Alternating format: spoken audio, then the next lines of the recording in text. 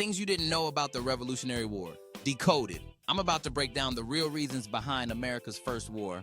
Let's start by asking, how did all the British military get in America in the first place? Americans were getting their asses kicked by the French, Native Americans, and Africans and needed a military presence.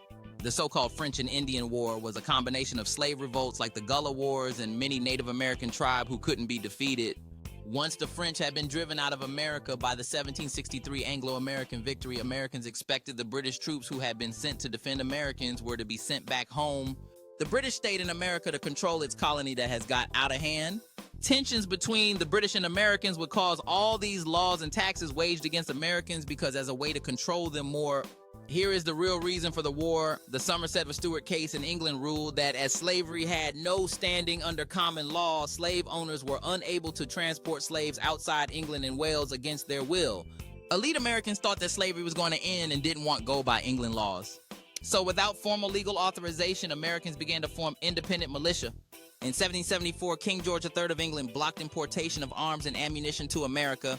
You had people like Benjamin Franklin who would mastermind the import of arms and ammunition from the Netherlands, France, and Spain. To counter this, British military rule would be too tough to impose on an armed American population because the British were outnumbered gun-wise. The only option was to deprive the Americans of gunpowder. The British eventually got word that Massachusetts towns had been withdrawing their gunpowder from the powder houses. On September 1st, 1774, the British seized hundreds of barrels of powder from a Charlestown powder house. The Americans who understood guns have kept them in power since 1607, told the British if they used violence to seize arms or powder, they would treat that seizure as an act of war and the militia would fight. Because Americans understood disarming Americans is the end of slavery. There could be no more enslavement of blacks if the British took their weapons. The British attempted to disarm the Massachusetts militia again in April 1775, but this time it led to war.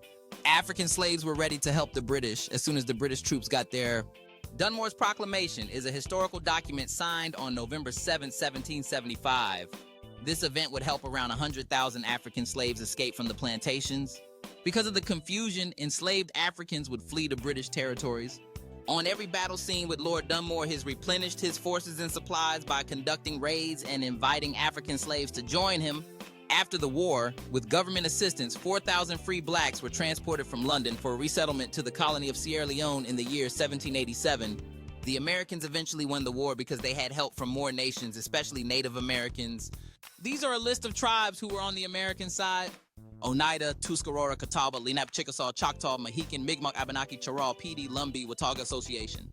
Eventually, George Washington had to let African Americans join the war because if he didn't, then every African would have waged war on all Americans with the help of the British. It would have been colonization.